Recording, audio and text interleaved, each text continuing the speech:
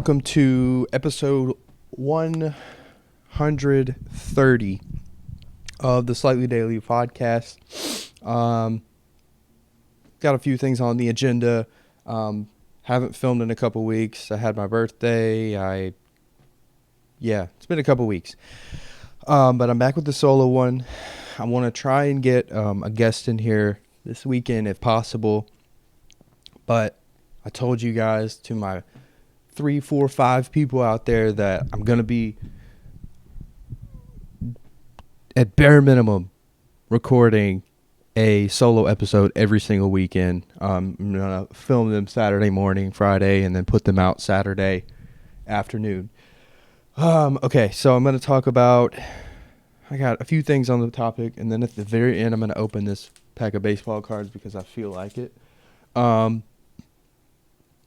First thing on the agenda. So April 3rd is my birthday. April 1st, 2019 is whenever I first created SlightleeDaily.com, the website. I just want to talk a little bit about that. It's when I started it, I had no idea what I was doing. I had an idea. I don't want to say I didn't have no idea. I have any idea. But as far as like how to do any of it, that's it right there. How to do any of it, I had no idea. But I knew what I wanted to do. And essentially what it was is, myself and my friends and people I just, I meet randomly. I find myself talking extensively about stuff in entertainment, like sports and music, movies, video games even. And I created the blog just to kind of give me something to do, because after I kind of like stopped making music like really heavy, like really putting all my focus in that, I felt I just needed to do something. So yeah, I created the website. I actually learned how to do, ironically, I learned how to make like SlightleeDaily.com on like the engine I use, Wix.com, in my very last class in college. So it's kind of crazy how the timing of that worked. I wouldn't have known how to do it without that class. So it's kind of crazy, but yeah, so the podcast has been around for a year and a half. Has it been a year and a half? Wow, I'm drawing a blank. Has it been 2? 2020 will be 2. 2022, I guess, will be 2. No. It's been around for 2 now. So about 2.5 years is the podcast, but 3 since I made SlightleeDaily.com. Let me scoot up. Yeah, so I mean, I just kind of started out by just I didn't know, like, when I say sports, music, entertainment, that's such a broad thing, and it's actually so hard to like pinpoint something. Okay, what am I going to write about today? So I was just kind of putting, I don't know if it's even possible or if anybody would actually do it, but like if you go back and like try and find like the earliest articles, it's like so much random stuff. But I was just learning how to like write and get into like a routine of stuff, and like like I would write about like MTSU, my local university, the Titans. I would write about Tom Brady, but then I would also write about like, oh, Call of Duty Warzone is coming out with this update. This is what happened. Oh, Ninja is moving to Mixer, like that type of stuff. So basically anything that came across like my Twitter, Instagram timeline, I was like just kind of like writing about. And the main, like, I guess you could say theme, mission statement behind like what my idea was, like, first of all, I wanted all the articles to be like, if somebody clicked on it, I wanted them to be able to read it all right there and not like be like, okay, this is too long. So I wanted to, if it was about Ninja, the Fortnite streamer, moving to Mixer on like a $30 million deal, I wanted you to see that, read it, maybe read a couple sentences, look at a picture, and connect a video, and boom, you're out of there in like 45 seconds at the most. Because I feel like, well, not even I feel like, I know this. Our attention span we're screwed as a generation, as a society. We can't pay attention to anything for very long. I mean, so if I can just hold your attention for like 45 seconds, I feel fulfilled and I feel like I did a good job because like I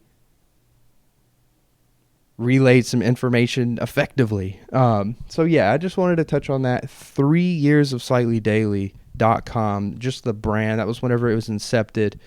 And yeah, also on top of that, just another thing too is I was just kind of writing, and it probably didn't help out a lot of the artists, but because I don't have a very big following, but I would just write about like certain rappers and singers and like artists that I knew personally. Oh, they dropped a new song, or I do like these is 5 songs by such and such that you should listen to now. And I mean, it at the time probably wasn't a lot, but they did more for me because they let me practice on them, and and also I was trying to spread the word as much as I could as well. So anyway, next kind of topic. I don't want to spend too much time on this first bit because I really want to talk about. I got two main topics of this podcast, but I want to talk a little bit about what my job is now. For a lot of people who don't know, it's been, let's see, since probably about November, maybe October, I got a new job, and I work for this company. It doesn't matter if you know the company, but I work for this company, and what we do is we provide, essentially a business will hire us to take over their digital marketing. So say you are a hair salon and you want to hire us to run your social media accounts, your website. We'll take over that. I'm not a programmer. I'm not a JavaScript creator. I don't like code or anything. But what I do, part of my job at least, is I will say I go to the hair salon and they're like, okay, we paid for 3 months worth of Instagram and Facebook videos and stuff for our YouTube. I'll go there and I'll film and edit a bunch of videos for said company, said hair salon. That's half of my job. And then the other half of our job is we advertise on 9 publications throughout Middle Tennessee. The first one is Williamson Source, and then Rutherford Source, and then there's 7 other counties. So, the other half of my job is I am a content creator for these websites, these 9 other websites. So I will say most of my job is sports, but also if there is a new restaurant or something opening, we all wear many hats at the company. So say, this is a good example for my people who live in Murfreesboro. There's a new Aldi being built on Church Street. So what I did, my editor was like, hey, you live in Murfreesboro. Most of everybody I work with lives in Franklin, and I'm the only one out here in Rutherford. So my editor's like, hey, you live in Murfreesboro. Do you think you could swing down to the new Aldi construction site and take some pictures and type up a little article about it so that we can post it and boost our numbers? Boom. And then also, I've done interviews of local high school players. Yes, I just wanted to say that because I'm very proud of it. I feel very accomplished. This is something that I feel like I should be doing right now. I feel like I'm on the right path. I get paid to all the skills. It kind of relates to SlightlyDaily.com 3 years ago. All the skills that I've gathered and learned on how to write properly, edit videos, film videos, just having overall general sense of camera knowledge, and then also just learning how to use a blog, because that's essentially what all websites are, even NewYorkTimes.com, even Barstool Sports. It's a blog, and they use a WordPress or Wix or something. I'm giving the sauce away, but yeah, I just wanted to say that it feels great.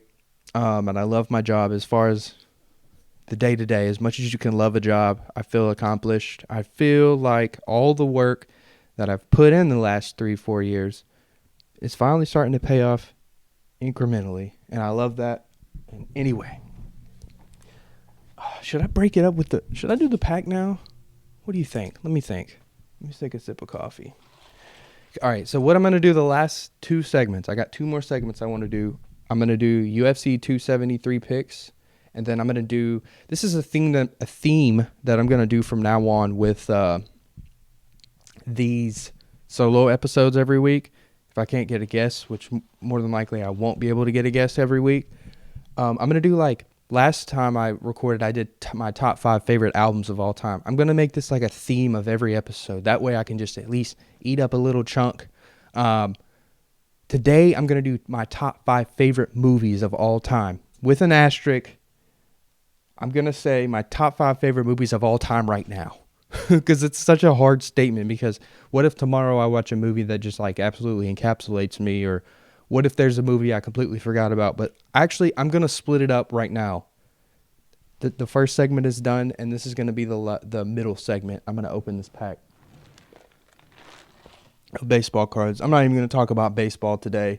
That's probably going to be next week's episode once MLB picks up more, but let's do it. Let's just open it now, and then we're going to do top 5 movies and then get into the UFC picks. Got a little bit of everything today. This is going to be a really good show. I feel really good about this show right here. So this is a pack of 2019 Series 1. I got this out of the mystery box. So if you watch my last video, I opened the mystery box. I had one more. I decided, I was like, man, more than like, okay, what I thought in my head, I was like, man, more than likely that box is going to have the exact same packs in it, and it did. So it would be stupid of me to just film the same exact video, essentially. So what I'm going to do is open these one by one. I have 3 more. I'm going to open them just one by one randomly. Here's one randomly on a podcast. I'm going to open one on like my TikTok probably. So that's why I'm doing this. And my expectations are not very high with this pack, because this is like a base set junk pack. But anyway, so we pulled a rookie off the top, Jeff McNeil, Chance Adams, another rookie. See, the last pack of 2019 I got nothing. I got no rookies, no anything, which is bad. It's like essentially junk. Like that whole pack was junk. What we got here? Another rookie. There we go. We got 3 rookies. So yeah, pretty much in baseball or sports cards in general, save the rookies. Like let me see if we can get like this Russell Martin here. He's not a rookie. He's not anything. This is basically junk. This I would have to pay somebody to take this. Jordan Hicks. There we go. Future stars. This man, I know he throws gas. What we got here? Jacob deGrom. He can't stay healthy. Mike Minor. Old Tennessee boy. He's literally from Chapel Hill, Tennessee. I don't know if y'all can see it. He's been in the league for a minute, too, since, 2010? Yeah. Tennessee boy. All right. What we got now? Mike Zanino. Shane Bieber. There's a stud right there. And our last card, Chris Taylor. Whole lot of nothing. But we got some rookies, so that's cool. And a Tennessee guy. So, all right. Act 3. Essentially. Now this is Act 2. Let's see. Okay. 1, 2, 3, 4. All right. I have 5. I'm not going to do them in order. I'm just going to do 5. So the first movie I have on here is No Country for Old Men. It's a very eerie movie. It's a very dramatic movie. it's genius in my opinion because of how good the acting is, and the actually I mean, the acting is incredible. Don't get me wrong. Anton Chigurh, the character of Anton Chigurh is the most. He's like the best, the greatest villain of all time. Um, the first time I ever saw or heard of this movie was I was in high school. My senior year English teacher showed us this movie, part of it. It was for some lesson or something. But then I remember watching it like I've seen it like 3 or 4 times now. But I remember watching it for the first time and I was like encapsulated. Like, you know how sometimes movies is like, okay, I was entertained for the first 15 minutes, 20 minutes, and now I'm like fighting it. I'm fighting not picking up my phone right now. This is boring.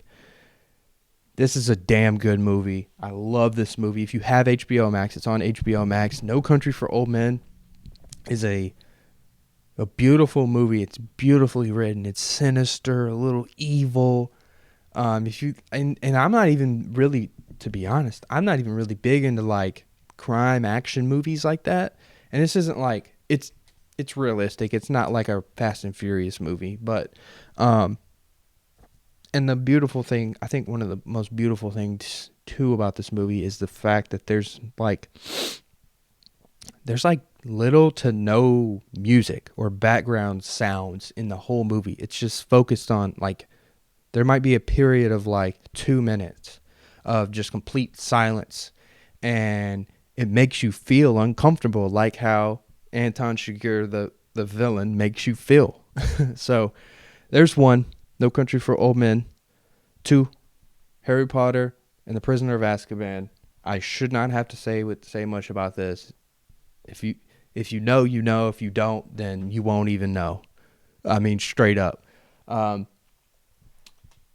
In my opinion, this is the best Harry Potter movie. From the colors to just the plot. I mean, dude, time travel. I mean, if I'm spoiling Harry Potter for you, you're 20 years late. Get with the times, but I can't even say I'm at a loss for words, honestly. It's just my favorite Harry Potter movie, and every time I watch it, I feel like I'm 12 years old again, or however old I was whenever I watched it, 10 years old. And it's a beautiful movie, and it's really the first Harry Potter movie where you see them kind of grow out of that like childhood-ish. They act as a little more like, a little more grown, and they do. And this is the first one where like I feel like it's just the most important Harry Potter movie because it has so many implications of the other 6 books or however many there is. 4 books. Okay. Here's the third one, Cloud Atlas. Speaking of time, maybe I'm just into time travel movies. So Cloud Atlas, I can't even like describe to you when I saw this first. It was probably on Netflix a few years ago. I know I was probably in college, so let's say 19 years old. Let's say maybe 6 years ago, 7. This movie is really long. It's long as shit. It has Tom Hanks and Halle Berry in it. It's sci-fi. Yeah, it's sci-fi. It's really hard to explain. It deals with pretty much the same story in 3 different time periods. There's past, present, and future. It's just a beautiful movie. The score, like the music, is amazing. Tom Hanks and Halle Berry are amazing.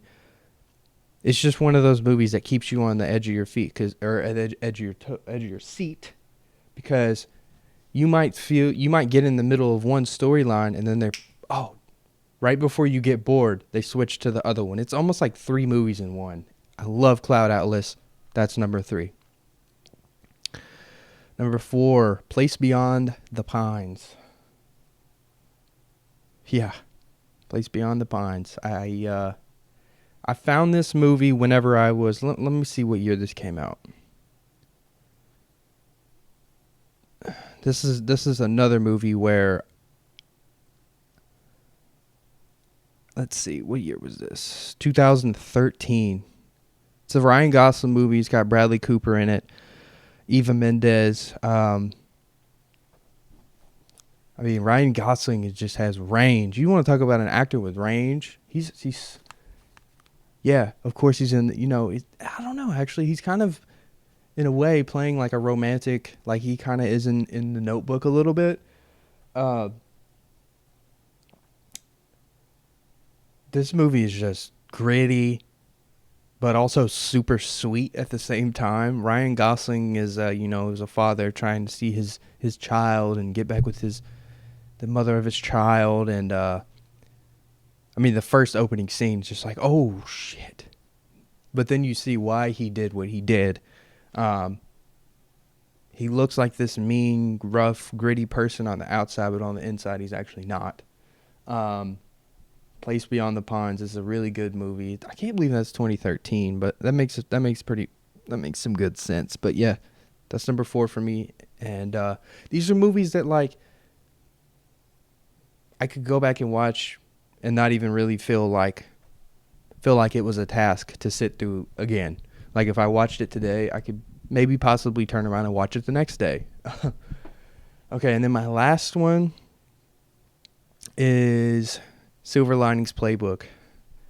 Man, it's just like it's so hard to say what your 5 favorite movies are of all time, because like tomorrow I'm going to wake up and I'm going to be a different person, but I'm going to think about another movie maybe and be like, dang, I forgot about that one.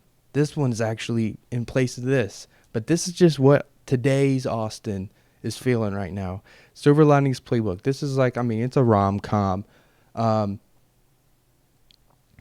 this is the last movie that I watched that made me tear up, and I'll keep it 1,000 with you.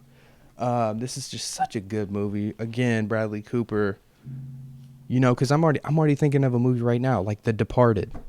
Leo. Why do I not have any Leonardo DiCaprio movies in here? He's my favorite actor of all time. Anyway, I'm not going back on it. This is my list right now. Maybe every 6 months I'll come out with a new 5 favorite movies list.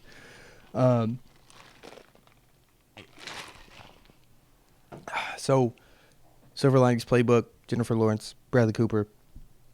It's just a rom-com. I love rom-com movies. I think they're sweet. If they do it right, like not like the super mega goofy ones. I like some of them, but I feel like this one did a good job, and they addressed like some serious issues like mental health and whatnot. And it's just a good movie. Like, honestly, the execution, I'm sure, like whoever wrote this and directed it, I'm sure they had a vision, and I'm pretty sure that it came out exactly how they thought in their heads. Like, Jennifer Lawrence and Bradley Cooper's characters saw the vision and executed flawlessly. Anyway, those are my 5 favorite movies. As of right now, it's such a hard thing to do, but No Country for Old Men, Harry Potter, Prisoner of Azkaban, Cloud Atlas, Place Beyond the Pines, Silver Linings Playbook. I'm done. All right, now, let's get into UFC for the last 10 minutes or so. UFC 273. Where is this one at? Where are they fighting at? Jacksonville, Florida. You know me. I got to start at the bottom and go to the top. So, this is my long shot parlay, and then I'm going to give you a lotto parlay with like methods of victory and stuff. And then I'm going to give you like a 3-leg parlay. Okay. So, let me go ahead and put it together real quick. I think my long shot parlay had 6 picks, maybe. Volk. Let me see. Yeah, so my long shot has 5, and then I'll do a 3-leg, and then a methods of victory parlay, which is, I've actually nailed one before, but anyway. Okay. Let's see. I don't really like anything on the early prelims. I mean, dude, Alexei Olenek, I might have to just bet on him just simply for the fact that he's 59, 16, and 1. This is so I've been watching UFC for about like a year and a half, maybe 2 years now. I've already seen this man fight like 4 times. Let me check for real though. How old is he even? He is 44, and he's out here still crushing skulls. Okay.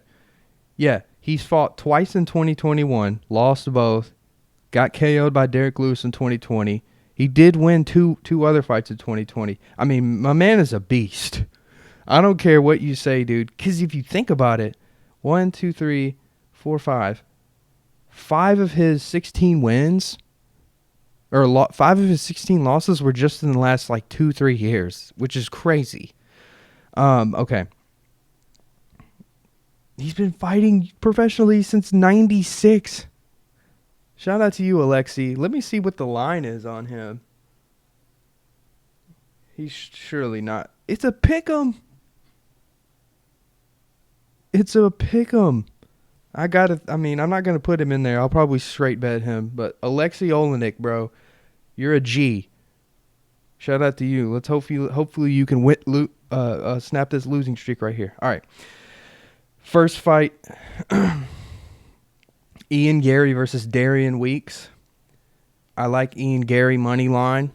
He's favored heavily, minus 360. But if you pair all these together, I have 5 legs, and it equals out to plus 332. Ian Gary, the last fight I actually, November, he fought in the Usman Covington, was that? Yeah, November. Sorry. He's 8-0. He's Irish. People were comparing him to Conor. I don't think he has any. He's a welterweight, but like, which Conor is too. That's a whole nother thing. He's coming back, but he's 8-0. I'm riding the hype train. I'm not really sure who this Darian Weeks guy is. He lost in his last fight in his only UFC appearance. Ian Gary, he's big. He's 6'3", fighting at welterweight, 170. I like him to just win right here. 6'3". Darian Weeks is 5'11". I just think he's gonna smash him. So there's the first one. My second one, Khamzat Chimaev. Again, this is actually a really good card. There is 5 good fights. 5 fights of notice on here. Actually, 3 undefeated guys going up this fight, so which is crazy. Khamzat Chimaev. I'm going to talk a little bit more whenever I do the methods of victory. Yeah,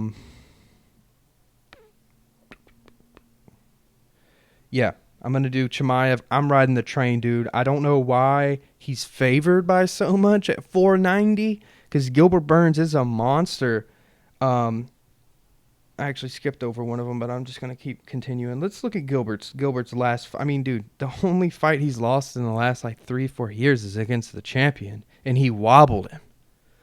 My final thoughts on this is Chimaev is a monster. We see the 10-0. We see the whatever that stat is. He's only given up 1 significant strike in his whole UFC career.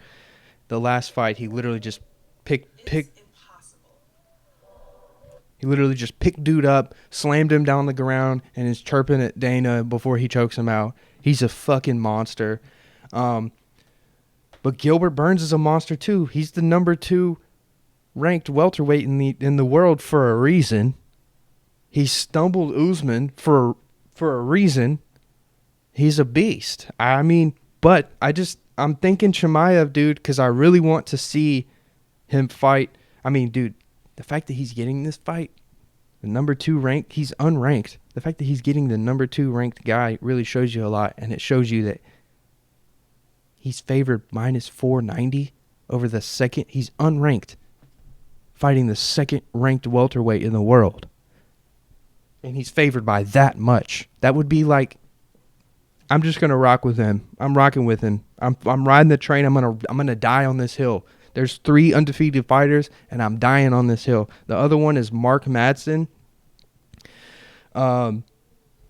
He's 11-0. This is a lightweight fight. Let's see. I bet on him in the last fight against Clay Guida, which was a split decision. That was a bloodbath. He has 3 fights in the UFC. He's 3-0. I'm just gonna rock with him. I'm riding with the undefeated people, the undefeated fighters out here, dude. I don't really have any other justification on him. I just know that I watched him in the last fight. He's a solid fighter. He's decent on the ground. He wants to fight. He wants to throw hands, and I'm rocking with him. All right.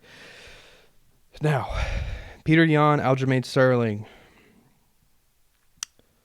I'm just going to go with Peter Yan here at 450. Also, Madsen is technically on FanDuel plus 102. So there's plus money right there. But on ESPN, it says it's pick 'em. I like Peter Yan here, dude. He's one of the best boxers. He's got some of the best striking that I've seen in the UFC, and I'm not an expert, but like I just love, from like a novice amateur point of view, I love watching him fight. He's so good on the feet. Sterling is so good on the ground, though. I like Sterling too. If whoever Sterling fights for the rest of his career, I'm gonna tune into. But dude, I really just think Peter Yan's how their last fight ended. I think he's really trying to finish him off, like legally. Quick story on that. I actually was watching. What year was that? Was that 2020? Let's see. No, that was last March, so it was about a year ago. I was actually watching that whenever he got kneed in the head. This is when I was still super new at UFC too, so I didn't know what happened really, or who either of these guys were. But I think Peter's ready. Yan is ready to settle the score for sure.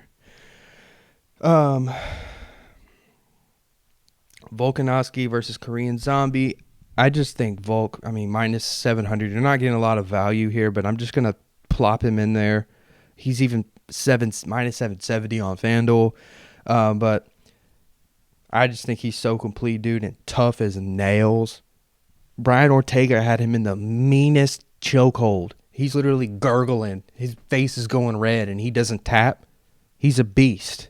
But, hey, I will say this about Korean Zombie and Gilbert Burns. It wouldn't hurt to put them in a parlay separately or split bet them, because I really think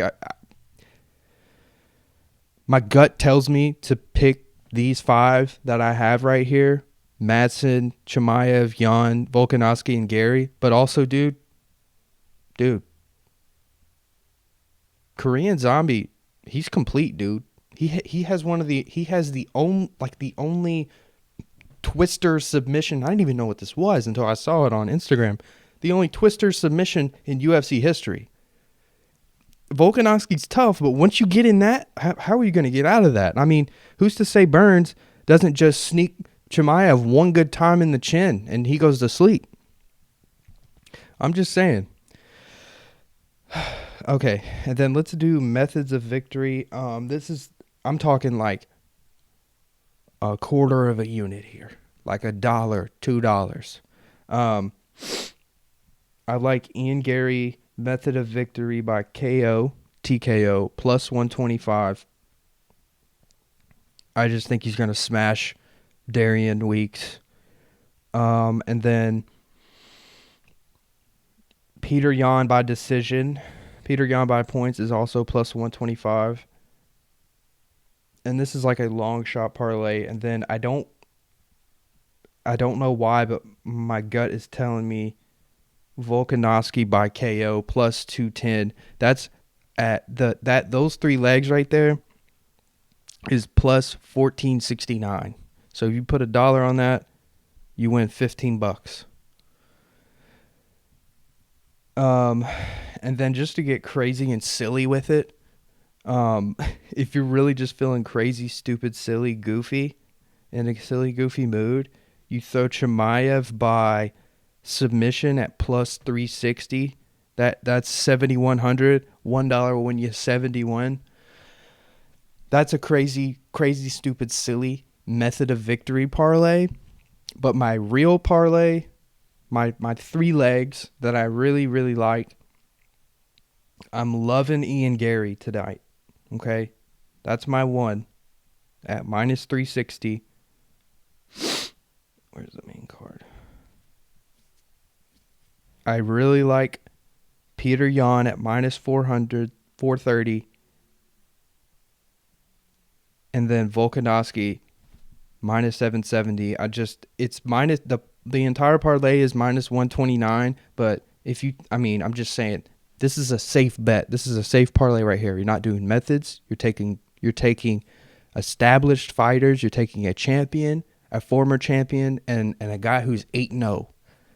So just to recap.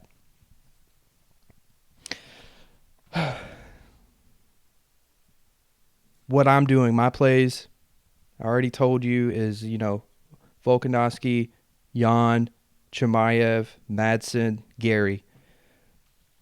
And on the side separately, there's too much value in Gilbert Burns at plus 370 and plus 500 for Korean Zombie. I'm gonna separate bet them too, very small units, but like I can't miss out on that if something crazy happens. And this is the UFC, like it doesn't matter.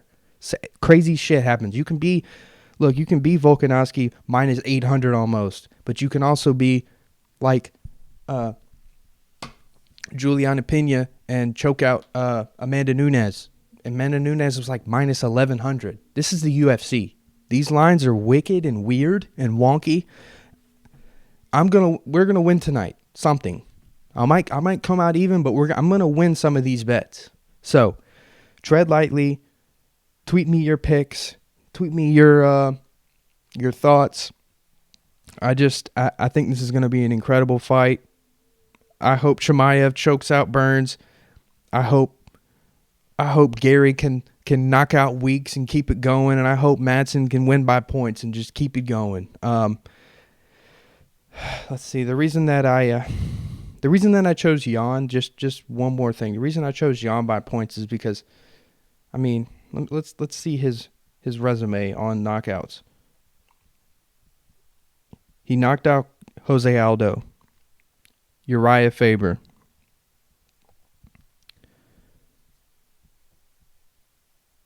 I just really think he's going to take this fight slow, especially because of the last fight he fought against Sandhagen. He was just like, okay, I'm going to stay in the pocket, stay back. You come to me. I'm just going to get my points, and then we're going to end this fight. Yeah, guys, good luck betting tonight. Tweet me your favorite picks. Call me an idiot if you want to, but this is my novice amateur opinion on UFC. I'm not an expert nor a financial advisor. Yeah. Thank you for watching.